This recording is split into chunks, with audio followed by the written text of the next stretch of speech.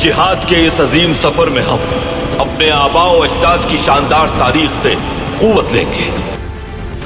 इंसानों की इस तादाद के साथ हम क्या कर सकते हैं पूरे जहान पर आश्कार करेंगे। हम सूरज को अपना परचम और आसमान को अपना खैमा बनाएंगे। इंसाफ के मुहाफिज होंगे हम। अल्लाह की खातिर जिहाद के इस रास्ते में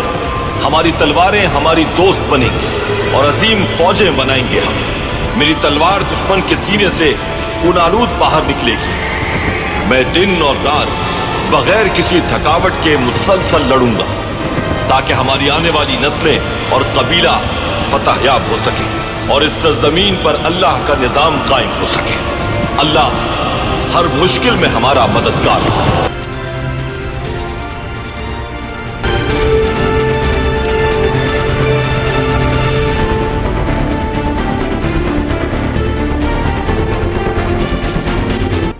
ऑटोमन एम्पायर की कहानी दुनिया की तारीख में एक फैसिनेटिंग ट्रांसफॉर्मेशन समझी जाती है, जो कि एक कहानी है एक छोटे से कबीले की, जो कि शुरू में एक छोटा सा कबीला होता है और फिर आहिस्ता आहिस्ता वो एक पावरफुल एम्पायर में तब्दील होता है और तकरीबन 600 साल तक वो हुकूमत करता है कई कॉन्टिनेंट्स के ऊपर। ऑटोमन एम्पायर की राइज किस तरह हुई, इस पर आने से पहले हमें ब्रॉडर हिस्टोरिकल कॉन्टेक्स्ट को अंडरस्टैंड करना होगा। 11th सेंचुरी की बात है कि जब अब्बासिद खिलाफत का पीरियड चल रहा था, तो वो इस तरह करते हैं कि सेंट्रल एशिया से एक बहुत बड़ी तादाद में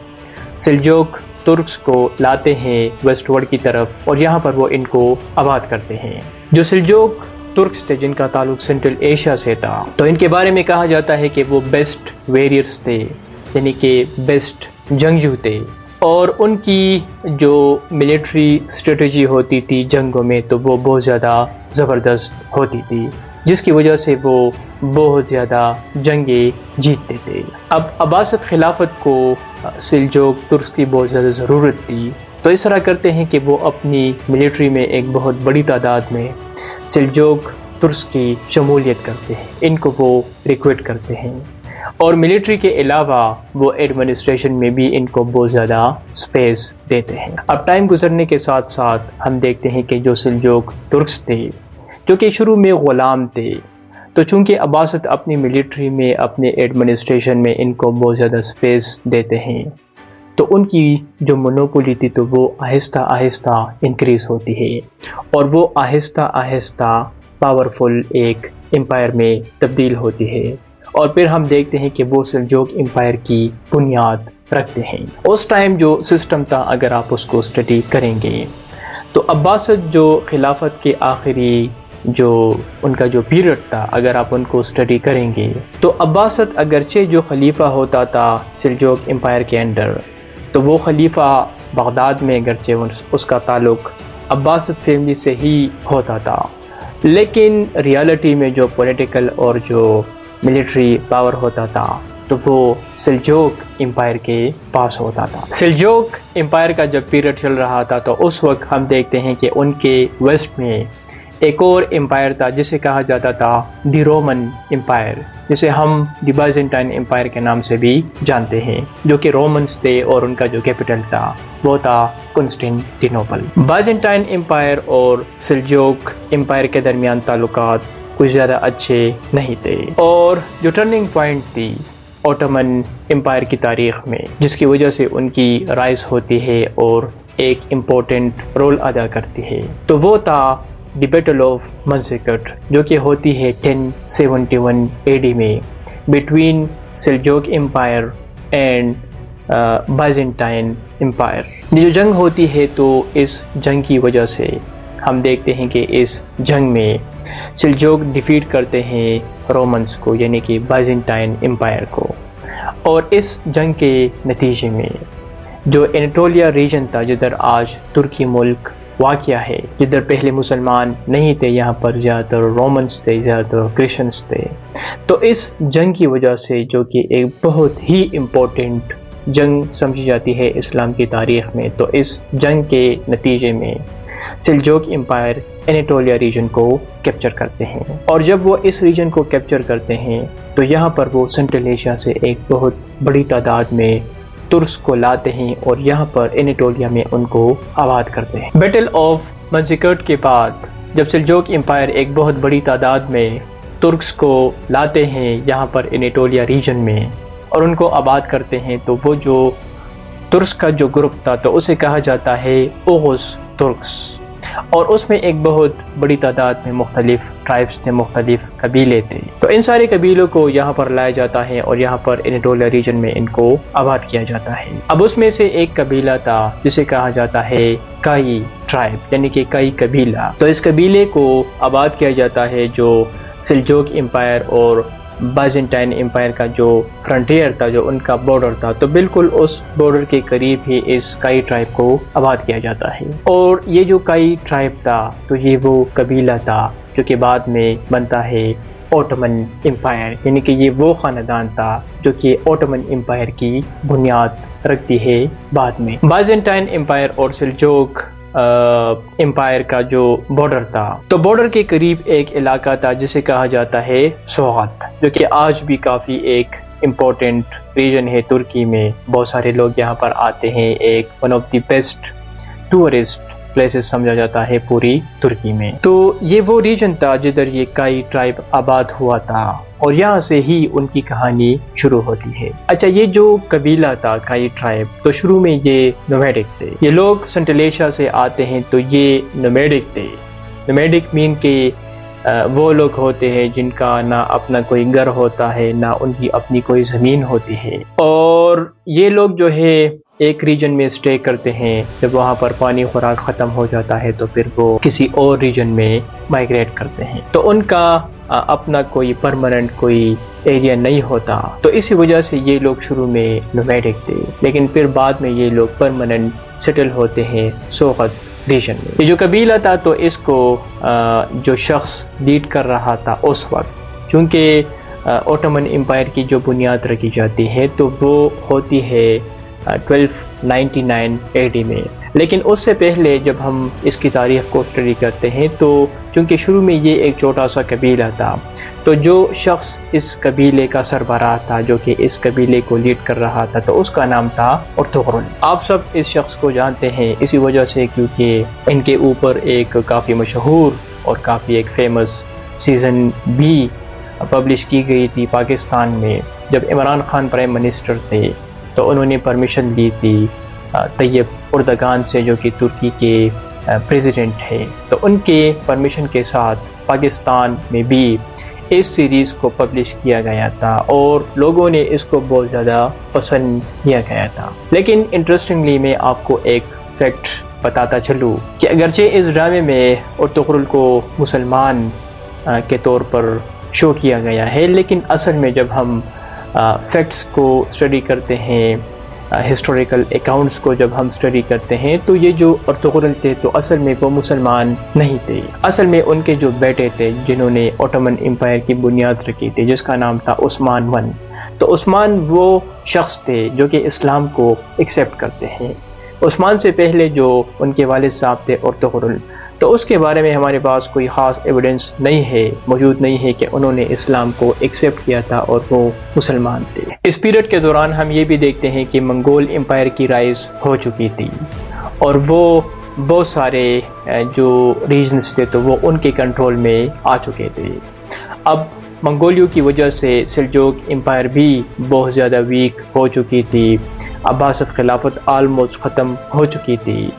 اور جو سلجوق امپائر تھا تو وہ فریگمنٹڈ ہو چکا تھا، کئی حصوں میں وہ ڈیوائیڈڈ ہو چکا، تو بہت سارے ایسے ریجنز تھے جدھر وہاں پر جو گورنرز تھے تو وہ ان ریجنز کو انڈیپینڈنٹ اسٹیٹ ڈکلیئر کر چکے تھے۔ تو اسی وجہ سے جو انیٹولیا ریجن تھا تو یہاں پر بھی ان کا جو پاور تھا تو وہ بہت زیادہ کمزور ہو چکا تھا، اور یہاں پر جتنے بھی ٹرائبس تھے، جو سلجوق ٹرائبس تھے،